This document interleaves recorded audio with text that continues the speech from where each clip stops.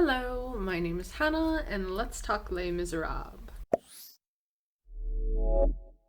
So today is Monday, and the end of last week was a bit chaotic because I've been going out more and doing more things lately. And as someone with fibromyalgia, that's quite a big deal. And I pushed my body too much. So this weekend, my entire body, all my muscles were hurting so bad that I really just could not do much at all.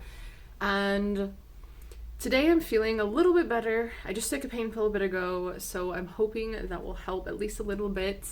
It usually doesn't, but I need to do some housework, so anyway, I just finished with Les Miserables for the day, and we're still stuck in the Battle of Waterloo. So I kind of skipped ahead a bit to see how many more chapters there are about this, and at least the next 4 seem to be about this. So I'm just kind of oh my gosh, how long are we going to be stuck here? Especially since this is the beginning of the book, or the part about Cosette. It's literally called Cosette. So where the fuck is Cosette? I was really excited to see that whole situation and how Jean Valjean handles it and everything. So it's just kind of disappointing that we've instead just gone on this tangent. And so the last 3 chapters have literally just been a description of the Battle of Waterloo. The first 2 were kind of a summary of it. And so it just feels really repetitive at the moment because this is basically just going into more detail. And it's just dude, you literally said that this doesn't have anything really to do with the story, so I'm not sure why we're going into it so much. And seeing how some of these chapters end, I honestly wouldn't be surprised if we get to the last chapter about this and the last little sentence in it says why we've been talking about this for so long. Also, Torti's climbing up the cat tree, so that's why this is shaking, because that's what this is sitting on. Hi, what doing? So yeah, not really in an interesting spot in this at the moment, so that's kind of disappointing since I was so hyped for the Cosette. Oh, she has found the phone. What are you doing? But I'm hoping that the entire week isn't just going to be about Waterloo, but I guess we'll find out. This is something never before seen in Arcatos before. They are touching and not killing each other. Oh my god. This is an amazing moment of peace. Fast forward, and it is now Wednesday. I just finished reading 2 chapters of Les Mis. We are still in the Battle of Waterloo, although, woo! Oh my gosh, I completely caught that. Apparently, Torti was helping holding the camera up. Alright, hopefully the camera stays. Anyway, we're still in the Battle of Waterloo, but these 2 chapters were a bit more funny because it's essentially just everything that could possibly go wrong for Napoleon was going wrong, but he was still happy. So pretty much it talks about how Napoleon pretty much only cares about the victory at the end. He cares about the long term, not the short term when it comes to battles and war and stuff. So he sees more of the big picture kind of deal. But in this chapter, what just happened is pretty ridiculous. Pretty much they're on this very hilly land, and there was essentially a ditch or a ravine. It's 15 feet deep that was hidden from his view, and his troops didn't know it was there either. So he saw the English retreating into the forest, and he sent all these essentially cavaliers, because they're on horses and everything. It's 2 battalions of them. All these people are on horses, just basically running after the English. And then all of a sudden the ground isn't there anymore. And so all these people on horses are just falling into this ditch, essentially until it's filled up to where the other people can just ride across it. That's so grim and dark. It's messed up. Because essentially the front people were trying to stop, but the people behind were pushing. And so all that momentum and everything, they just kept falling. And I'm going to read the last 2 lines of this last chapter I read, because wow, he's throwing some shade at Napoleon here. It says, Napoleon had been impeached in heaven and his fall decreed. He was troublesome to God. Waterloo was not a battle, but a change in the direction of the world. So I wish I could say that was the end of the Waterloo part, but it looks like it still keeps going. Actually, can I see how many chapters are left in this book? It keeps going. Oh my god. And going. So yeah, it looks like we're gonna keep talking about battles for a while, which I'll have to check how long this book lasts in total, but I mean, like, I just flipped through like 10 more chapters and we're still in it, so I'm kind of scared for next week now. But tonight we are finally going to an event that we bought tickets for back in 2019 and was supposed to happen on March 25th, 2020, because Torti opens the window. Because we originally got the tickets for my birthday, which is at the end of March. So that is Sasha Velour, her Smoke and Mirrors tour. She's a drag queen and she won her season on RuPaul's Drag Race, but she's a lot different than what usually comes to mind when you think of drag queen. She's more into like performative art and kind of like interpretive art kind of stuff. And so her show is, I know it's heavily based on illusion and it's like really produced and everything, but she said since they've had 2 years because of COVID, they've kind of revamped the show a bit. So I guess it's not going to be exactly what we would have seen in 2020 if it had happened. I'm really looking forward to it because I mean, we've had the tickets for a long time. So we're pretty much, this is the second event we'll be going to where we had tickets for it like way long time ago and everything got messed up due to COVID. This is essentially like the year of those kind of events. It's kind of nice that stuff is happening again and getting closer to a normal. But for that, I'm gonna be wearing a dress. So that's why I'm kind of like wearing what's essentially pajamas right now, because I am all for staying comfy until I have to get changed. But that's the only thing we really have planned for this week besides D&D on Saturday, which I think should still be happening. But I feel like I kind of needed this more chill week. Like earlier today, I edited a video that'll come out tomorrow and it was one of these reading vlog videos. And in that week is when the invasion of Ukraine happened. And I thought it was so crazy seeing like my reaction and just like the difference in how I was talking and how I looked before it happened and after it happened. I don't know, it's just seeing that like more somber version of me is just a bit trippy.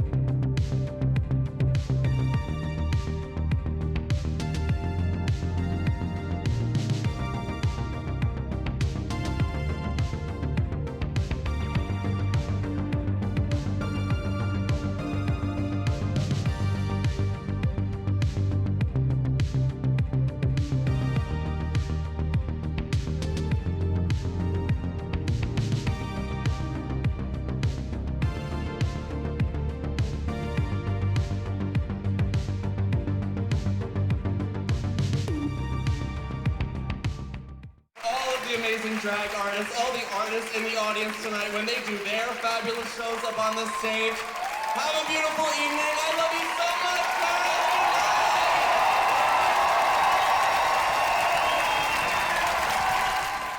guys. And it's now the next day.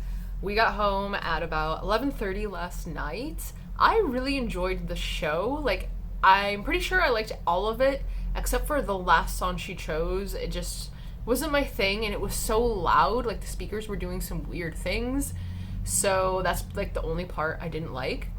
But it was pretty much like performance art with illusion thrown in. I think I might have said that yesterday, but it actually got me a bit emotional in some parts. So it was definitely a unique experience, and I would definitely recommend it to fans of Drag Race and drag and stuff, obviously. But it was a very enjoyable evening. My phone hated the lights, like right when you walk in the building though, so I'm not sure what I did for the clip there, but I might throw some pictures in too because my husband's phone handles the lights a lot better.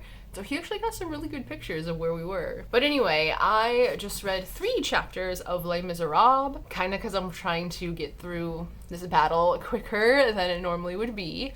But pretty much these mostly talk about how Napoleon fucked up kind of thing, and how the Prussians kind of showed up just in time as reinforcements for the English. They were saying how, like, if they had arrived even an hour later, then the French would have won. So it's just kind of talking about how all the little details, all the things that happened that fell perfectly into place for France to fall. So it's just kind of more about that, but this is where it gets really descriptive in the battle, and like people dying and horses dying and things. And so my heart actually started beating really hard, because with the war essentially happening in like Ukraine right now and stuff, I don't know, it was just, I could imagine reading something like this of the battles going on there. And so it just kind of got to me a bit and made me like really anxious, and it just felt really tense, and I was just like, oh, I don't really want to be reading about a war right now. Yeah, just kind of seeing parallels and stuff kind of sucks. But the very end of the 3rd chapter I read actually has this interesting section I'm gonna read out loud about a Marshal. I'm not sure how to say his last name, and my husband's not sure if this is correct either, and I didn't see a pronunciation of it when I looked this dude up, but it's spelled N-E-Y, so I'm just gonna call it Ney, just because I'm not sure. Basically, this guy was like a marshal in France under Napoleon. I guess Napoleon picked like 18 like marshals and generals, and this dude was one of them. But pretty much this is near the end of the battle, where pretty much the French are like, we're just gonna keep going until the end, and they're just continually like marching into the English and the Prussians, and so everyone's fully expecting to die. And this guy, who is like all messed up, he shouts, "This is how a Marshal of France dies on the field of battle." But he did not die. Distraught and furious, he called to Drouet d'Erlon, "Why haven't you got yourself killed?" And he cried amid the hail of bullets, "Isn't there one for me? I'd like the whole lot in my belly." He was reserved for French bullets. Unhappy man. And that's how that chapter ends. And there's actually a footnote here, and it says, "These words have been authenticated. Ney was executed on 7th October 1815, having been condemned to death by the French chamber." And so since there's that little footnote there, I got curious. I was like, why the hell did this guy get executed? Is it because they lost this battle? Like, what happened? So I'm going to move to my computer now because I want to read from the wiki for this dude, actually. Okay, so this is a part of French history that I actually find interesting, and I literally wouldn't have known if I hadn't read it in the book, so thanks, Victor Hugo, I guess. So Napoleon was dethroned, exiled, all of that in 1815, and Ney ended up arrested in fall of 1815, and he actually had like a trial and everything for treason. And can my computer not go dark? His lawyer was actually really clever. His lawyer had declared that Ney was now Prussian and could not be judged by a French court for treason, as Ney's hometown had been annexed by Prussia according to the Treaty of Paris of 1815. And like, if you go on his wiki, it literally says he was born in Germany. So it, like, his hometown was on the German, like, French, France border. So I guess there's some drama going on there with that.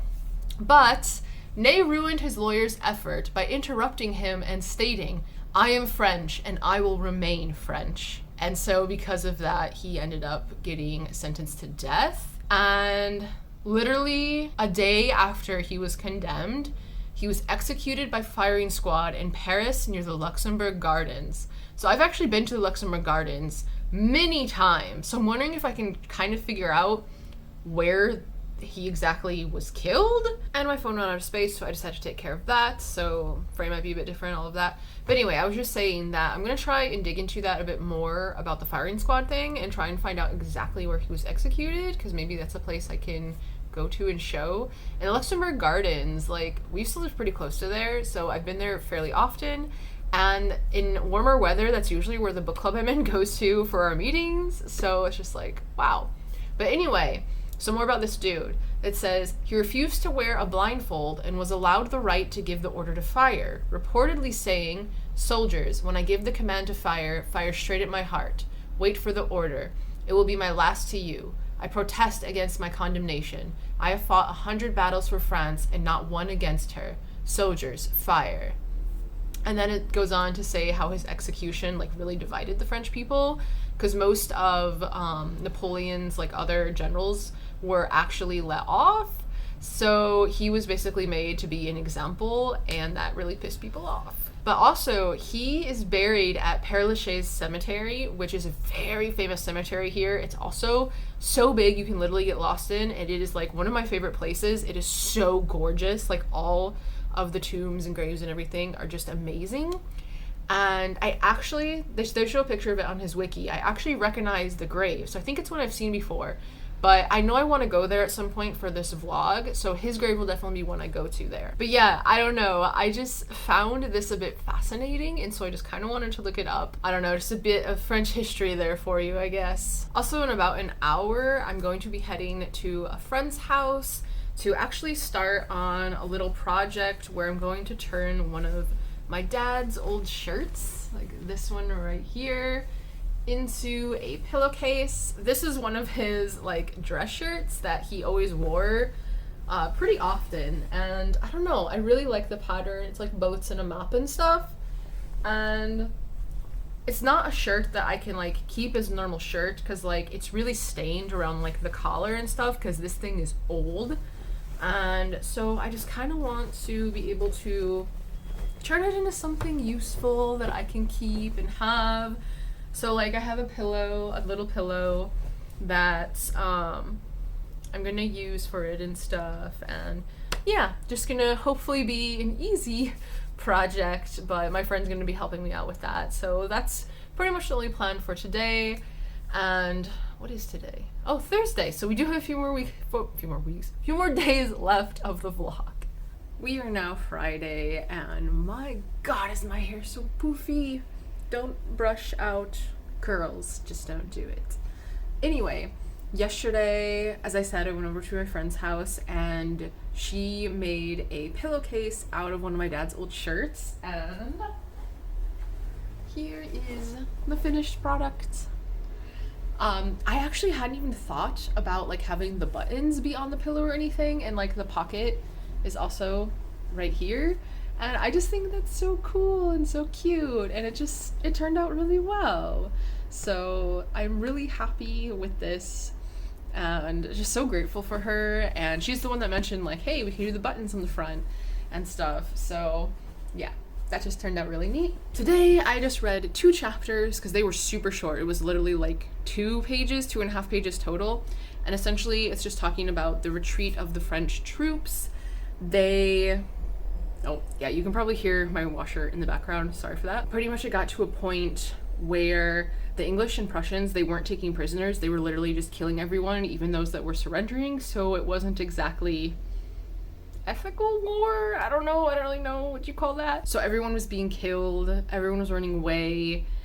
Not a very fun time. And Hugo just kind of talks about how this was like an act of God, blah, blah, blah, that kind of thing. But then there was another general, Cambronne, or Cambronne, I'm not sure exactly how you say his name, but his like square of troops was literally the last one left, and the English were chasing them down kind of thing. They were holding like this one little area, and there was like 2 squares of men. One of them got completely annihilated, so then it was just the one left. And the final sentence of this chapter is, in this final moment, when all was in suspense, one of the English generals, Colville or Maitland, called out to them, "Brave Frenchmen, will you not surrender?" Cambronne answered, "Merde," which in French, that is the word for shit. But I don't know if maybe it had a different meaning then, or maybe it had another meaning as well. So I'm gonna actually look that up. But then the next chapter is called Cambronne, so I'm assuming we're gonna learn more about him. But yeah, that's literally just like 2-page long chapter, so we'll find out tomorrow. Okay, so I'm back already. This has literally been like 2 minutes later. So I looked up this guy's wiki just because I was interested to see if there was any like fun facts about him. Well, fun facts about him, like there was the other guy the other day. And it pretty much just says that he was wounded at Waterloo, but then it also says how like it was reported that he replied with one word, merde, and then in parentheses it says literally shit, figuratively go to hell. So that's what I was looking for and wondering about with that. It says this version of the reply became famous in its own right, becoming known as le mot de Cambronne, which is the word of Cambronne, and repeated in Victor Hugo's account of Waterloo in his novel Les Miserables. The name Cambronne was later used as a polite euphemism, what a load of old Cambronne, and sometimes even as a verb. So just like others, he was also tried for treason in France, but he was acquitted, unlike the other guy. And he actually went on to like get married, and apparently he actually married the nurse that took care of him after he was injured at Waterloo. He is buried in Nantes though, which isn't a place that I can easily go to, so his grave isn't one that I can see. But yeah, I don't know, I'm actually enjoying looking up some of the more mentioned characters in this part. I guess I'm trying to make this section more interesting than it has been. And I do like history a bit, so learning about these people isn't exactly bad or like completely boring, but I just really wasn't expecting this section of the book, I guess, considering Victor Hugo still hasn't told us what its meaning in the story is.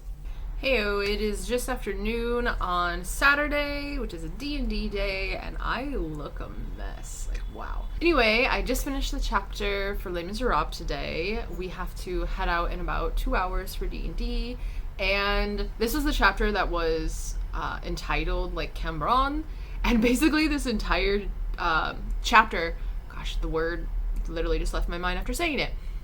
It pretty much is just Victor Hugo talking about how badass it was that he said merde in like response to the British, asking them to surrender.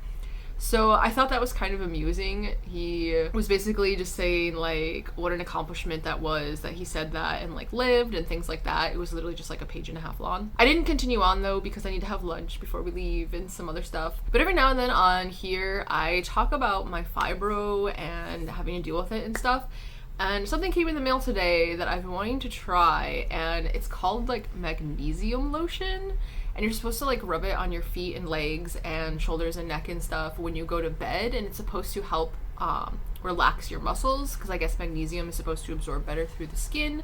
So that's something I read about in the Fibro book that my friend let me borrow, and so I figured like I'm gonna give it a try. It's not something I've tried yet, so hopefully that helps, because sleep is one of the most difficult things to really improve, and not hurting so much at night would be nice. So fingers crossed that helps. Also this morning we went to this grocery store called Picard, and it's basically only like frozen stuff. They don't have anything that's fresh, and once or twice a year they'll have this America week, but this time it's called Crazy America. They have the most bizarre things like pastrami waffle things and green hamburger buns, but they also have this abomination. I'm going to take you in the kitchen to show you. They also had this confetti cake, which I guess that's sprinkles covering the entire thing. I really don't know. But I'm actually going to take this to D&D and we'll see how it tastes there. But I don't know, it just looks really funny. But yeah, I just wanted to get this kind of outro for the week done before we have to leave. So that's where I'm at with Les Miserables and kind of life in general at the moment, I guess. Today in D&D is where my character Searly fights my husband's character Shiv.